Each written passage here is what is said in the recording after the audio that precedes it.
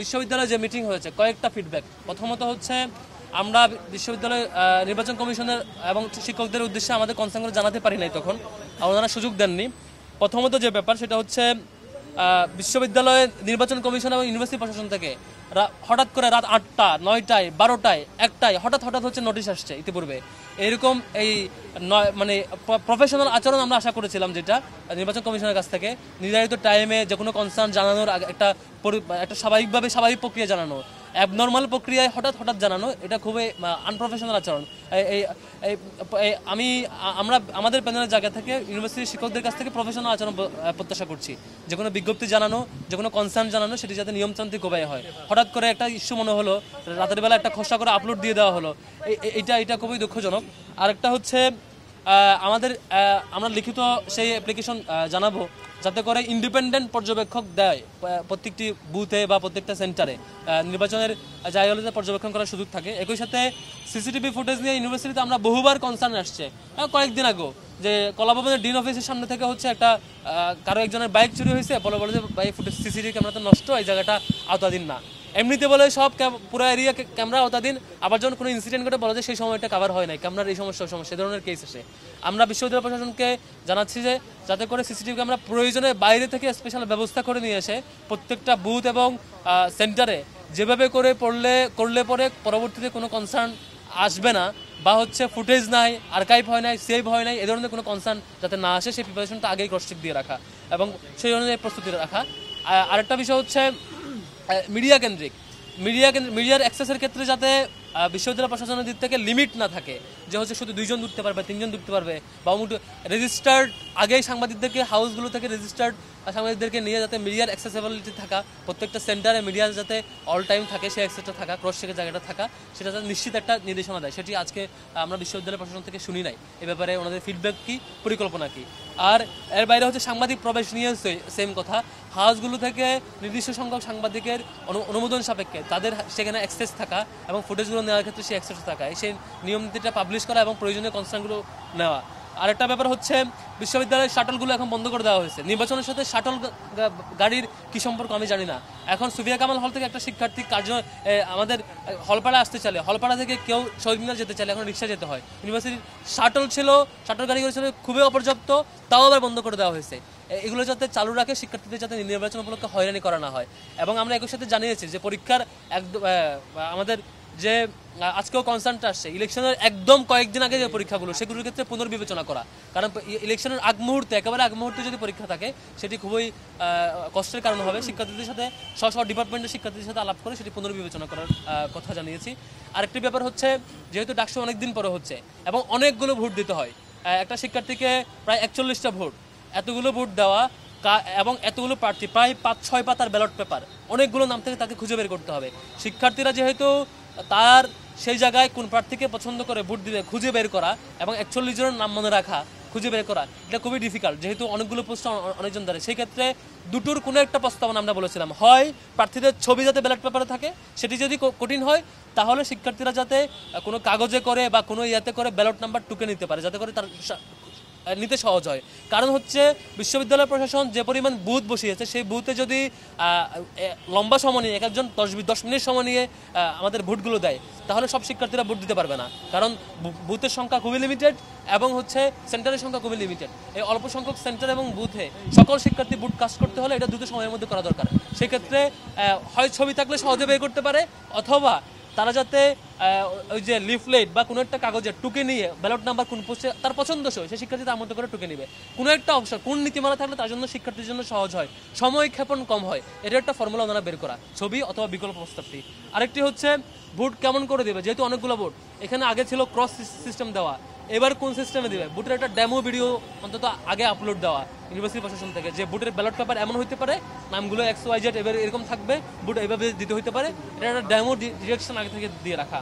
তারপর হচ্ছে আমাদের আরেকটা কনসার্ন ছিল, সেটি হচ্ছে গত ডাকসুতে এই সমস্যাটা হয়েছিল যে বলছে ওএমআর যে মেশিন দিয়ে হচ্ছে বুট কাউন্ট হয়, মেশিন নষ্ট, মেশিনের প্রবলেম হচ্ছে।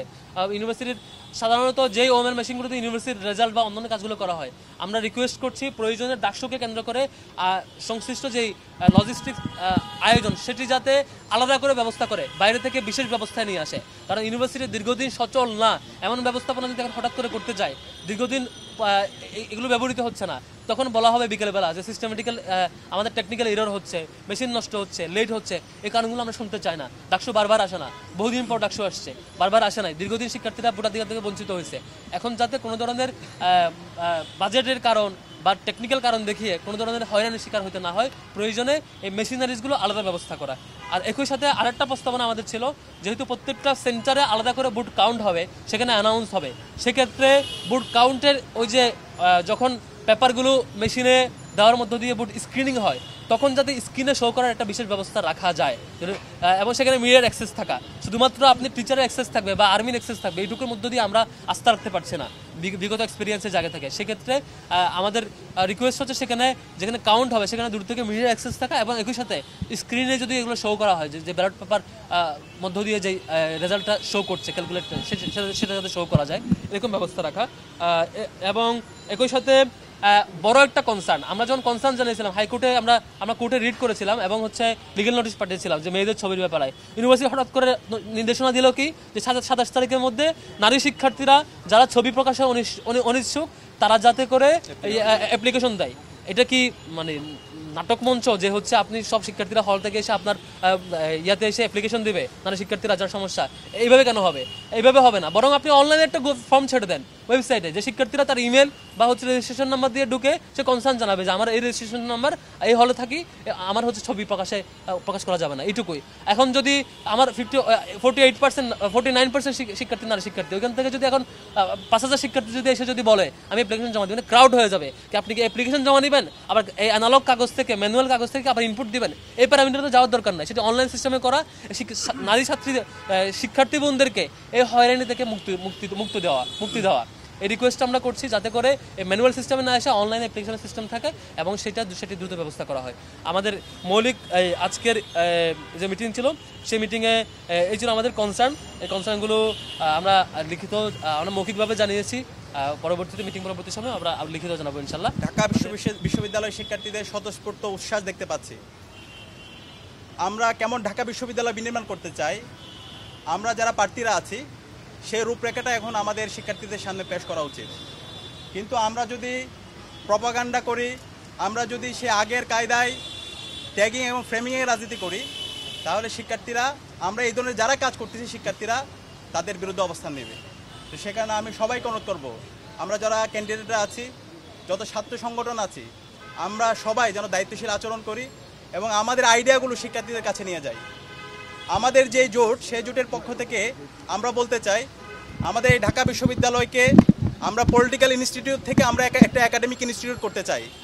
আমি যখন ঢাকা বিশ্ববিদ্যালয়ে প্রথম বর্ষে ভর্তি হয়েছিলাম, অথবা আমার মতো এখানে আমরা যারা আছি, প্রত্যেক শিক্ষার্থী অনেক বড় একটা স্বপ্ন নিয়ে ঢাকা বিশ্ববিদ্যালয়ে ভর্তি হয়। ঢাকা বিশ্ববিদ্যালয়ে আসার পরে যদি আপনি জিজ্ঞেস করেন, প্রত্যেক শিক্ষার্থী সে বলে সে বিশ্ববিদ্যালয়ের শিক্ষক হতে চায়, অথবা একজন সরকারি আমলা হতে চায়, অথবা হচ্ছে ভালো একজন একাডেমিশিয়ান হতে চায়। এইভাবে অনেক বড় বড় স্বপ্ন থাকে, কিন্তু এই স্বপ্নগুলো বিশ্ববিদ্যালয়ে যে আবাসন সংকট, খাদ্যের অনিরাপত্তা, স্বাস্থ্যের অনিরাপত্তা এবং কোকারিকুলার অ্যাক্টিভিটিগুলো ঠিকমতো ফাংশন না করা এবং শিক্ষার পরিবেশ না থাকার কারণে এই স্বপ্নগুলো স্বপ্নভঙ্গ হয়ে যায়। এবং এখানে রাজনীতির নামে অপরাজনীতির ফলে শিক্ষার্থীদের রাজনীতির প্রতি বিমুখতা তৈরি হয়।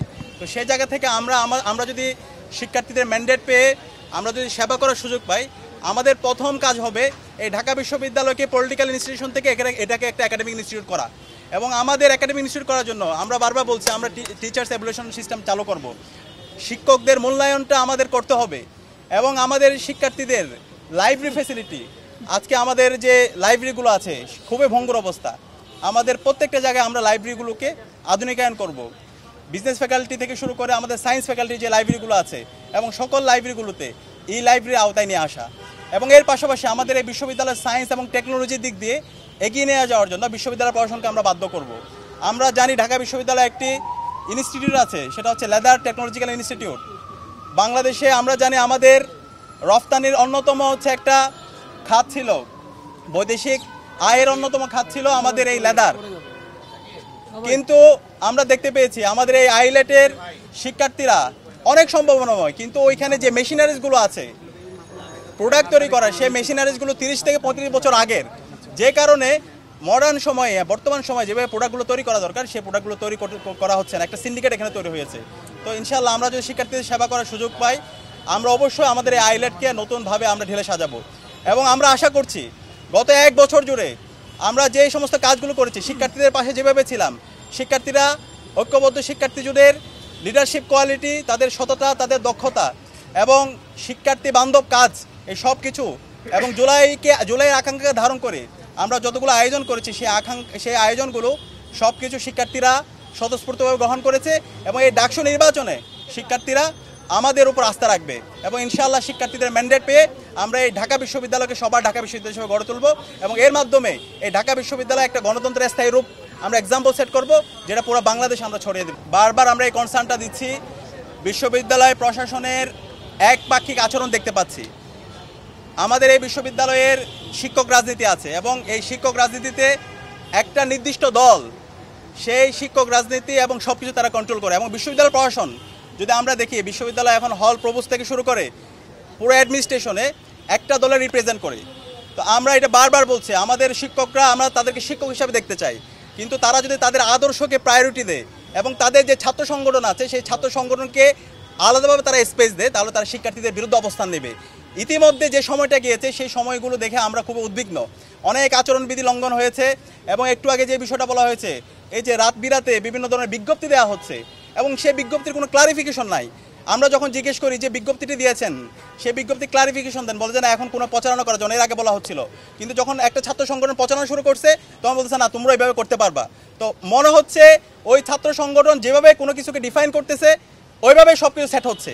তো এইভাবে যদি চলতে থাকে আলটিমেটলি লেভেল প্লেয়িং ফিল্ডের যে কথা বলছি সেটা নিশ্চিত করা অনেক কঠিন হয়ে যাবে। তা আমরা অনুরোধ করবো বিশ্ববিদ্যালয়ের শিক্ষক, তারা আমাদের শ্রদ্ধাভাজন, তারা যেন শিক্ষক সুলভ আচরণ করে। তারা তাদের পলিটিক্যাল পার্টি অথবা উপর থেকে কোনো আরোপিত যে নির্দেশনা, সেই নির্দেশনা যদি এখানে ঢাকা বিশ্ববিদ্যালয় বাস্তবায়ন করতে চায়, তাহলে জুলাইয়ের যে আকাঙ্ক্ষা, সেই আকাঙ্ক্ষার বিরুদ্ধে তারা অবস্থান নেবে এবং এর মাধ্যমে শিক্ষার্থীদের বিরুদ্ধে তারা অবস্থান নেবে। আমরা চাই না আমাদের শিক্ষকরা এই ধরনের শিক্ষার্থী ভার্সেস শিক্ষক অথবা কোনো একটা রাজনৈতিক দলের এজেন্ডা ভার্সেস অন্য দল, এই ধরনের কোনো ধরনের বিব্রতকর পরিস্থিতি তৈরি না হোক, সেটা আমরা প্রত্যাশা করব। প্রাণ কফি ক্যান্ডি, কররা কফির কঠিন স্বাদে হাইকে বলো বাই। প্রাণ কফি ক্যান্ডি, হাইকে বলো বাই।